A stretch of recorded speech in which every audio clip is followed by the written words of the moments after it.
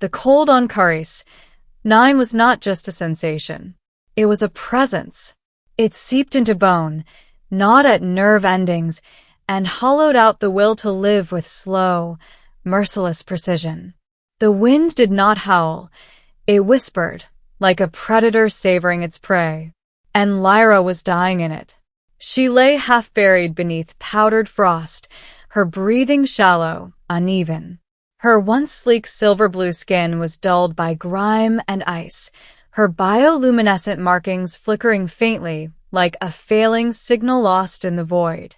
One of her legs was twisted beneath her, shattered during the crash. Her left arm refused to respond. Hunger had already eaten through her strength. Cold was finishing the rest. Above her, the sky burned in unnatural colors, violent greens and purples from the radiation storms that swept across the planet. It had been beautiful once. Now it only reminded her that no one was coming. Her ship, what remained of it, was a blackened scar several kilometers behind her. She had crawled as far as she could, driven by instinct, by the desperate illusion that movement meant survival. But she had run out of both strength and illusions. Her species, the Valari, were not meant for worlds like this. They were explorers, diplomats, thinkers, not survivors of frozen wastelands. Not creatures meant to endure hunger, pain, isolation. Not creatures meant to die alone. Lyra closed her eyes. It would be easier that way. She thought of home, of warm oceans that glowed at night, of voices in harmonic chorus, of laughter that resonated through shared consciousness. She thought of her sister, of unfinished conversations, of promises, all of it slipping away. Her breathing slowed further. Then, crunch. The sound was faint, almost lost beneath the whispering wind. Lyra's eyes snapped open. Crunch. Footsteps. Her mind struggled to process it. Hallucination, she thought. The brain's final mercy. A trick to soften death. But the sound came again. Closer. Steady. Intentional. Not the erratic echo of imagination, but something real. Her heart stuttered painfully. No, that couldn't be. Nothing survived long out here. Nothing except the figure emerged through the drifting haze of ice crystals. Tall, broad, moving with deliberate weight, each step pressing deep into the snow. Wrapped in layers of rough fabric and patched armor, coated in frost. A visor obscured its face, reflecting the alien sky in fractured shards of color. Lyra's instinct screamed. Predator. Unknown. Danger. Her body tried to move, to retreat, to defend, but it was too weak. All she managed was a faint, broken sound. The figure stopped. It saw her. For a moment, neither moved. Then it began walking toward her. Slowly. Carefully. Lyra's mind raced. She had no data on this species. No understanding of its biology, its behavior. But something about the way it approached, not rushing, not aggressive, conflicted with her fear. Still, fear was all she had left. The figure knelt beside her. Up close, it was even more imposing. The armor was crude but functional, scarred by use. The gloved hands were large, capable of crushing bone if they chose. One hand reached toward her. Lyra flinched. Her body reacted before her mind could stop it, a weak, instinctive attempt to pull away. The hand froze midair. Paused. Then slowly, very slowly, it withdrew. Lyra blinked. That was unexpected. The figure tilted its head slightly, as if studying her. Then it did something even stranger. It removed its helmet. Warm vapor escaped into the freezing air, and beneath it, a face. A human face. Lyra had seen humans before. In briefings. In distant transmissions. But never like this. Never so close. Never so real. The human skin was pale from the cold, streaked with dirt. Dark hair clung damply to their forehead. Their eyes, sharp, alert, locked onto hers with a focus that made her chest tighten. There was no fear in those eyes. No hostility. Just assessment. And something else. Concern. The human spoke. The sound was harsh, unfamiliar. Her translator implant struggled, flickering weakly before catching fragments. Alive barely, damn. Lyra didn't understand all of it. But tone transcended language. The human wasn't angry. Wasn't threatening. They sounded worried. Why? Why would a predator worry about prey? The human reached out again. This time slower. Careful. Their hand hovered near her shoulder, waiting. Lyra hesitated. Everything in her told her this was wrong. That she should resist. That survival meant avoiding the unknown. But survival was already slipping away. And this was the first change in hours. Maybe the first chance. Her body trembled. Then slowly, painfully, she stopped resisting. The human's hand made contact. Warm. Even through the glove, she could feel it, heat radiating into her frozen skin. It was shocking. The human let out a quiet breath, as if relieved. Then they spoke again. This time clearer. One word. Simple. Firm. Stay. The translator struggled, but it worked. Stay. Lyra didn't know why, but the word anchored her. Not a command filled with dominance. Not a threat. A promise. Stay and something would change. Her breathing steadied, just a fraction. The human moved quickly after that. They pulled a pack from their back, rummaging through it with practiced efficiency. A thermal blanket, thick, insulated, was wrapped around her. The sudden warmth was almost painful, her body protesting the shift. She gasped weakly. The human murmured something, softer now, almost soothing. They injected something into her arm. Pain dulled. The sharp edges of her awareness softened. Not unconsciousness, just relief. Lyra watched through half-lidded eyes as the human worked. They splinted her broken leg with careful precision, checked her breathing, adjusted the blanket. Every movement was deliberate, controlled, gentle. This wasn't how predators behaved. This was something else. Something impossible. Why? She tried to whisper. The word barely formed. The human didn't understand, but they seemed to sense the question.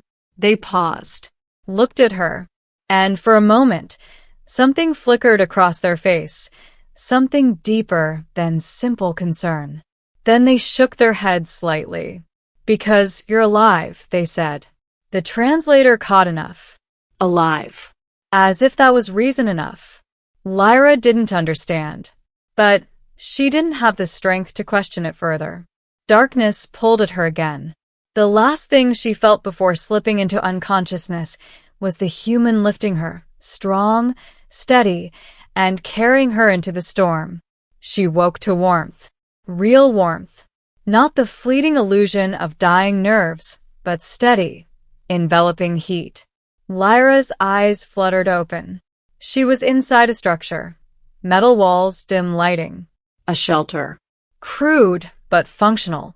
A small heater hummed in the corner, pushing back the ever-present cold. She was lying on a makeshift bed, wrapped in layers. Alive. Her mind struggled to catch up. Then she saw him, the human, sitting nearby, watching her. He looked different without the storm around him, less like a force of nature, more grounded, real, still dangerous, still unknown, but no longer terrifying. You're awake, he said. The translator worked better now. Lyra swallowed, her throat dry. You saved me. It wasn't a question. The human shrugged slightly. Yeah. Just that. No pride. No ceremony. As if it were nothing. Lyra stared at him. Why? The question came out stronger this time. The human met her gaze. For a moment, he didn't answer. Then he leaned back slightly, considering. Because someone should have saved me, he said quietly. Lyra blinked. What? He looked away briefly, toward the metal wall. I crashed here 2 years ago, he continued. Alone. Hurt. Same as you. His voice was steady, but there was something beneath it. Something old. Something heavy. No one came. The words hung in the air. Lyra felt something tighten in her chest. So, he went on, glancing back at her, I figured if I ever got the chance, I wouldn't let someone else go through that. Silence settled between them. Lyra didn't know what to say. Her people valued logic, efficiency, purpose. This didn't fit any of those. This was irrational, unnecessary, and yet, it had saved her life. You could have died, she said slowly. Coming out there. He shrugged again. Yeah. No hesitation. No regret. Lyra stared at him. You risked your life for a stranger. Yeah. Why? This time, the human didn't hesitate. He met her gaze directly and said it again. Because you're alive. The same words, the same simple certainty. And somehow they meant everything. Days passed, then weeks. Lyra healed. Slowly, painfully, but she healed. The human, his name was Daniel, helped her through every step. He taught her how to move again, how to adapt to the harsh environment. He shared his supplies, his shelter, his knowledge, and his silence. Daniel wasn't a talkative person, but when he did speak, it mattered. Lyra learned things about him in fragments. He had been a pilot, a transport vessel, civilian, a routine job, until it wasn't. A storm, a failure, a crash. Survival had changed him, hardened him, but it hadn't broken him. Not completely. Lyra saw that in the way he worked, the way he planned, the way he endured, and in that one choice, to save her. You are strange, she told him once. He smirked slightly. Yeah, I get that a lot. No, she said more seriously. Your species. Humans. You defy logic. He raised an eyebrow. Sounds about right. You risk everything for no gain. Not no gain, he said. Lyra tilted her head. What do you gain? Daniel looked at her for a moment. Then simply, knowing I did the right thing. Lyra fell silent. Her people had no word for that. But she understood it. In a way that surprised her.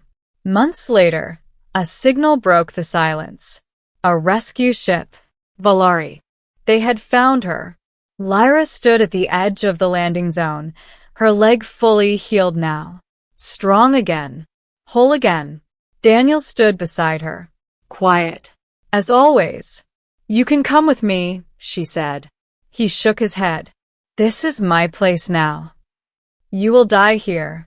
Eventually. He said it without fear. Lyra felt something twist inside her.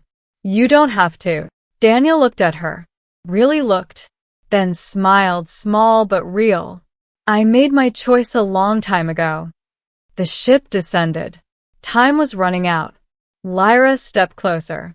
You changed everything, she said. He shrugged. Just said one word. No, she said softly. It was more than that. Stay. That word had kept her alive. That moment had rewritten her fate. And his. Lyra hesitated.